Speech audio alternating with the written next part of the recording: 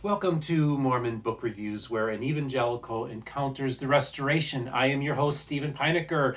And so this is going to be an interesting review because we're going to be talking about a very notorious person in Mormon history. He is kind of considered to be like one of the worst notorious people that Joseph and the brethren ever encountered. And he had quite a meteoric rise and fall and rise again in the restoration. And fall, of course, again, too. The person I'm talking about is the saintly scoundrel, the life and times of Dr. John Cook Bennett, or John C. Bennett, as he's often referred to, by Andrew F. Smith. Now, I came across this book, I believe, at a used book fair on the north side of Chicago. I'm reasonably certain of that. It was a library book, and I don't think it was ever checked out because it's in perfect condition. I came across this book, and very little has been written. I believe this is the first full authorized biography, not authorized, of course, about the man. So if you want to know who this notorious person is all about, this is the book to get. Now, a few interesting things about Mr. Bennett. He's originally came from out east and then made his way kind of headed westward like everybody else was doing in the movement. He actually started a couple colleges, but they turned out to be basically diploma mills. And so there was kind of a little bit of shadiness with this that was associated with him. He did say that he was a doctor, but from all that we can tell, he actually never attended a legitimate medical school. But he actually did have a lot of self-taught things that he was able to do in the field of medicine. So he does have some medical background, but we don't think he has any kind of degree in that. Like I said, most of the stuff were fake degrees that he had and fake titles. So a few things that are really interesting about the guy is, of course, we know about the notorious person that he was with regard to the restoration. A couple things I want to talk about before we get to that, though, is that one, he was one of the first people in the United States to actually advocate the use of tomatoes. Up until the mid-19th century, a lot of people considered tomatoes to be poisonous. And he became a chief advocate of tomatoes, and because of him and a few other people's efforts, tomatoes by the 1850s were used by everybody in America. They were ubiquitous. It had a lot to do with his popularizing of it. Another thing, he was into raising chicken fowl. He actually created a couple different breeds of chickens that were very popular at the time. So he was a man of many trades and wore many hats and many occupations, and some of them were legit and others weren't. So now we know that John C. Bennett made his way to Nauvoo, Illinois, and very quickly endured himself to Joseph and raised up the ranks quite quickly. Now, I believe he was in the Council of 50, and also he actually became the mayor of Nauvoo, and also for a while was the head of the Nauvoo Legion.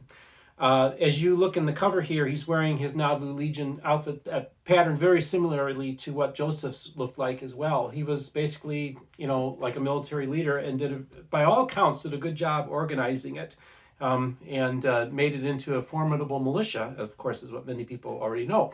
So in this book is really interesting because there's a part in here where basically it looks like he actually attempted to assassinate Joseph Smith during some military exercises where they're doing like a military parade and fake exercises, and there's some thought that he might have tried to use that opportunity to kill Joseph Smith.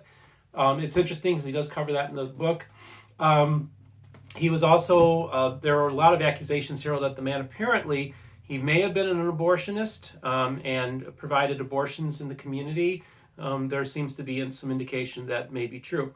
So basically, John C. Bennett had some affairs, and Joseph basically threw him out. He did not. Apparently, John C. Bennett claimed he was practicing spiritual wifery or plural marriage, and this was not authorized by Joseph, so he threw him out. Now, then what happened was he wrote a book, an expose, detailing the alleged polygamy and practices that were going on, but he wrote it in a very exaggerated, over-the-top, tabloid-esque way. So he took some things that were true, but then he kind of really magnified them and made them, kind of over-exaggerated. So he was pretty popular in the lecture circuit and sold some of these books. And of course, that of course made him persona non grata at this point. But the most fascinating thing is that he actually would later, after the death of the prophet and the scattering of the saints, most followed Brigham Young, but there was a group that believed that James Stang was the one in Voorhees, Wisconsin. So John C. Bennett made his way up there and endeared himself to James Stang and kind of basically followed the same pattern that he did as well. Stang was against polygamy, but apparently John C. Bennett helped introduce it to that group. And so if you want to read the history of James Stang, that's a fascinating one. So he found himself back into the movement. Well, in the Joseph Smith III biography that I read, apparently he actually reached out to Joseph Smith III after the organization of their church and tried to endure himself, and Joseph Smith III pushed him back. So it was really fascinating because here he goes after Joseph Smith, he attacks Mormonism, does an expose, but then kept on trying to get back into the fold. Just a very interesting case study of, you wonder what was going on in his head, you know.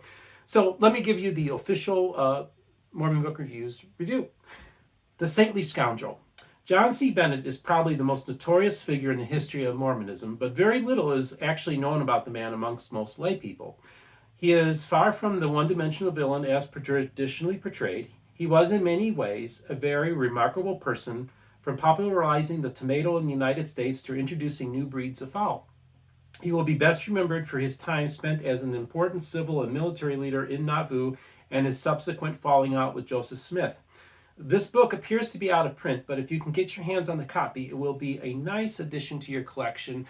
I hereby give this 5 out of 5 stars. So, an interesting character. It might be difficult to get your hands on a copy of this, but if you can, it's definitely worth it. Like I said in the review, gives you a perspective of somebody that you knew was a villain, but you didn't know much about. So again, I really appreciate all the feedback I've been getting from everybody. I'd like for you to like and subscribe. I will have a link to some used copies of this on Amazon. You guys, thanks for all your support and have a great day.